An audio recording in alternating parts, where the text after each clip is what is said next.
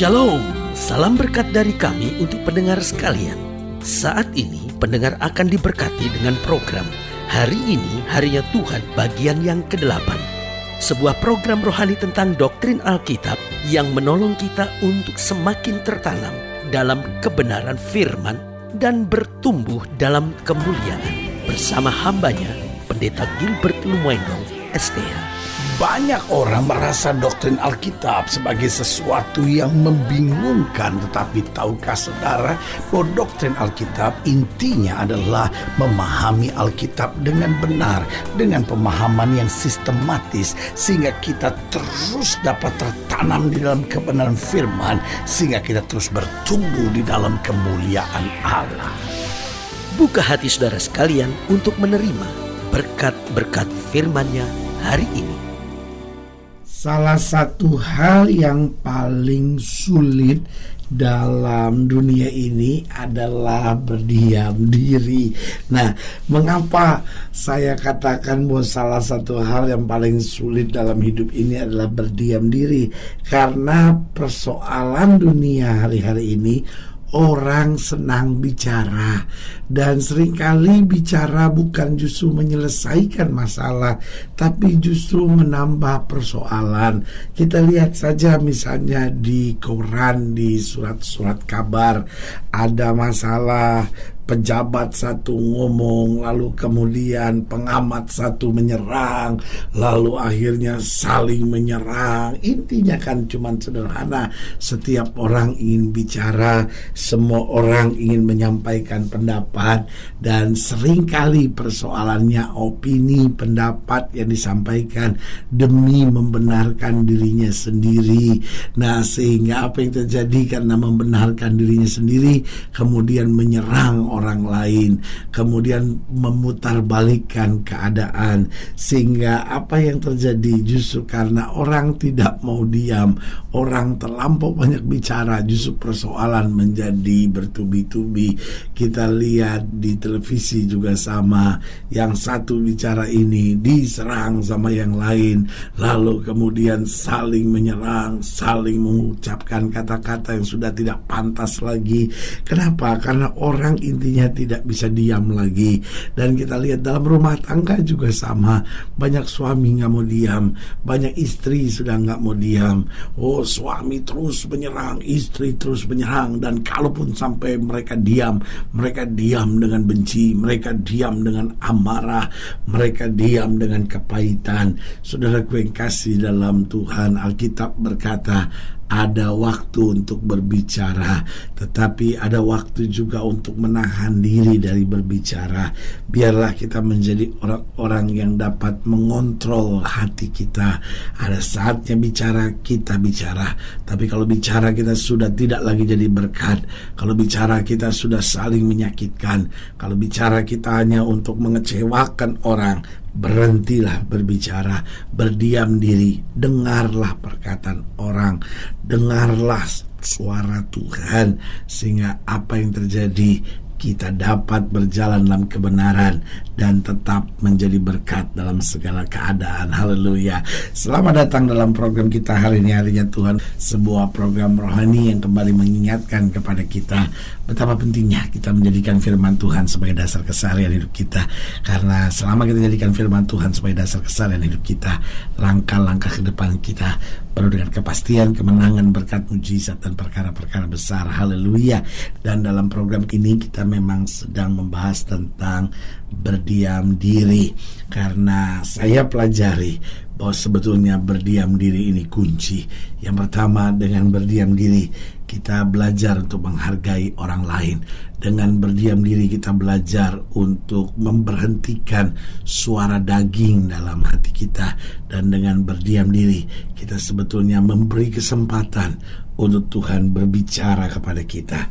Itu sebabnya saya terlalu yakin dengan berdiam diri ada banyak persoalan yang bisa kita selesaikan. Haleluya. Nah, dalam program ini kita sedang membahas berdiam diri, yang kita mau lihat dari Habakuk pasal 2. Dari Habakuk pasal 2 ayat yang ke-19 sampai ayat yang ke-20. Habakuk pasal 2 ayat 19 sampai 20, demikian firman Tuhan. Celakalah orang yang berkata kepada sepotong kayu, terjagalah, dan kepada sebuah batu bisu, bangunlah. Masakan dia itu mengajar? Memang ia bersalutkan emas dan perak, tetapi roh tidak ada sama sekali di dalamnya. Ayat 20. Tetapi, haleluya, Tuhan ada di dalam bait-Nya. Saya ulangi sekali lagi, tetapi Tuhan ada di dalam bait-Nya yang kudus. Haleluya, saya ulangi sekali lagi, tetapi Tuhan ada di dalam bait-Nya yang kudus. Dan firman Tuhan tegas buat kita, dikatakan berdiam dirilah di hadapan-Nya ya segenap bumi. Saudaraku yang kasih dalam Tuhan, ayat ini tegas. Kalau kamu berharap pada patung-patung, kamu berharap pada berhala-berhala, kamu berharap pada sesuatu yang mati seperti itu, engkau justru gak akan melihat kemenangan. Yang adanya kehancuran, kekecewaan, penderitaan. Tetapi ingat, di sorga ada Tuhan yang siap menolong kita. Tetapi kita harus belajar berdiam diri untuk menyadari di mana letak kesalahan kita. Kita perlu berdiam diri untuk kita menyadari apa yang Tuhan mau. Kita perlu berdiam diri untuk kita tahu langkah apa yang harus kita ambil. Karena kalau kita dengar suara Tuhan, maka jalan kita akan penuh dengan kemenangan. Haleluya. Dan saudaraku yang kasih dalam Tuhan, dari ayat bacaan ini kita belajar bahwa dengan berdiam diri kita belajar untuk menyalibkan daging. Saudaraku yang kasih dalam Tuhan, mengapa Tuhan tekankan berdiam dirilah di hadapan-Nya? Kenapa ditekankan tentang kita harus berdiam diri? Ada banyak orang yang bilang, gak bisa dong kita diam-diam aja, habis dong kita diam-diam aja, hancur dong kita. Saudaraku yang kasih dalam Tuhan, Yusuf waktu menghadapi masalah dengan istrinya Potifar, dia berdiam diri dan Tuhan angkat dia menjadi Perdana Menteri.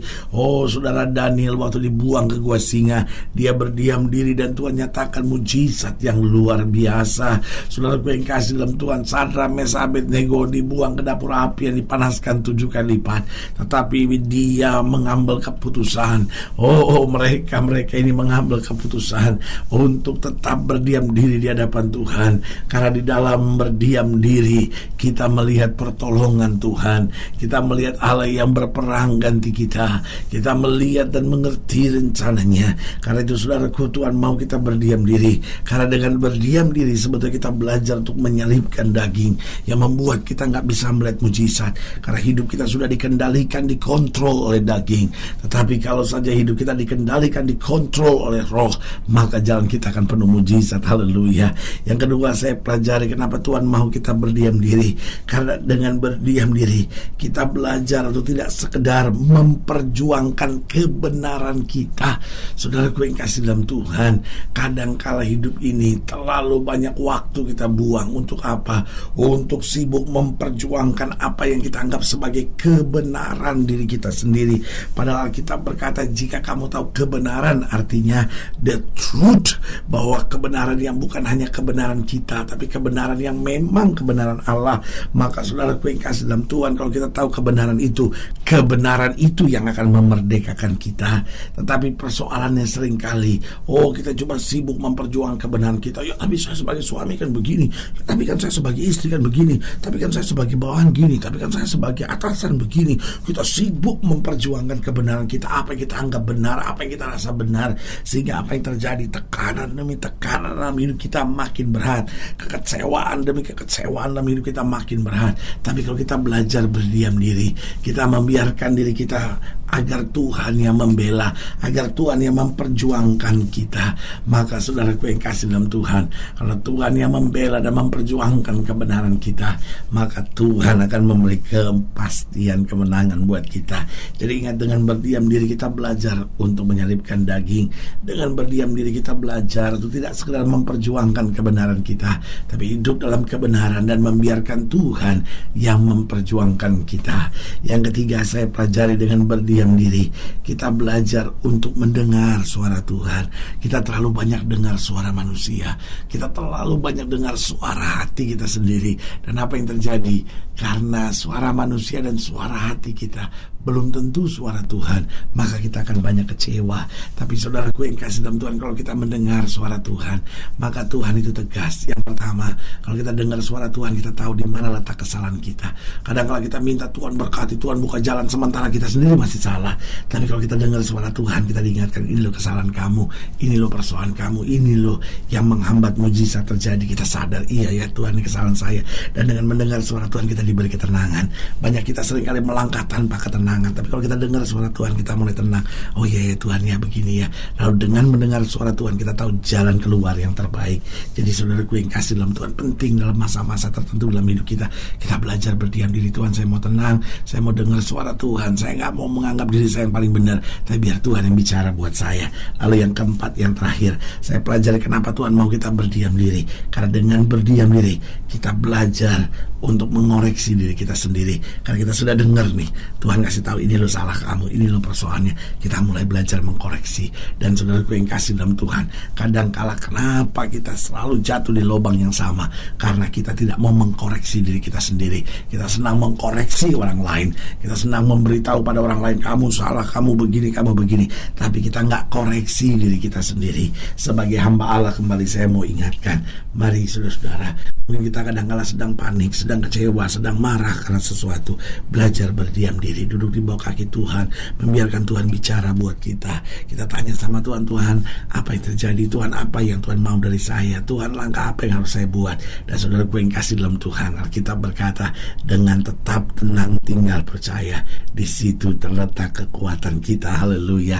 Kalau sedang ini lainnya lebih jauh, hubungi kami melalui telepon, hubungi kami melalui surat, kunjungi website kami, karena kami ada untuk membawa Bapak Ibu sudah senantiasa lebih dekat pada Tuhan dan mengalami kasih kuasa mujizat yang luar biasa. Haleluya. Secara khusus juga melalui program ini saya mau berdoa buat setiap Bapak Ibu saudara sekalian yang mungkin sedang sakit, sedang berbeban berat, sedang membutuhkan ketenangan dari Tuhan. Saudara-saudara pendengar yang ingin didoakan secara khusus, boleh taruh tangan kanan saudara di dada, dan saya mau berdoa buat saudara. Mari kita doa. Bapa, dalam nama Yesus, hamba doa buat setiap pendengar sekalian, khususnya mereka yang taruh tangan kanannya di dada. Kalau ada mereka ada yang sakit, Tuhan jamah. Ada yang berbeban berat, Tuhan beri kekuatan. Ada mereka yang mungkin sedang panik, ada mereka yang mungkin sedang begitu emosi, sedang dendam karena sesuatu. Ajar kami untuk berdiam diri, tenang di hadapan Tuhan, mengerti kehendak Tuhan, sehingga kami berjalan dalam kehendak-Mu. Di dalam nama Yesus kami berdoa. Haleluya. Amin. Saudara yang kasih dalam Tuhan, kita masih punya Tuhan. Jangan menyerah, karena dengan Yesus kita cakap menanggung segala perkara. Doa saya menyertai saudara sampai berjumpa pada program berikut. Dan jangan lupa, jadikan hari ini harinya Tuhan.